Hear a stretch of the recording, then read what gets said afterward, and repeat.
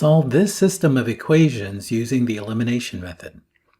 With the elimination method of solving a system of equations, you combine the two equations and in the process eliminate one of the variables. With some sets of equations, one of the coefficients of one of the terms in one equation is a multiple of the corresponding expression in the other equation. In this system, do you see how 2x is a multiple of x?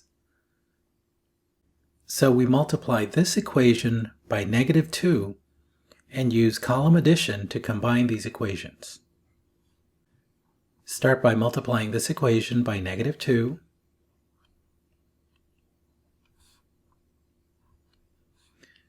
The coefficient of x becomes -2.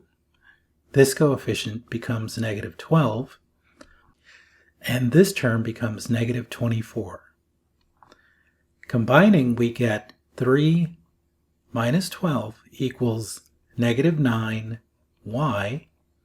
equals -24 plus 6 is -18.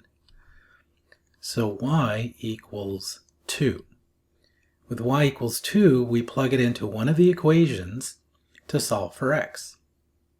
So let's plug it into the first equation. So we get 2x plus 3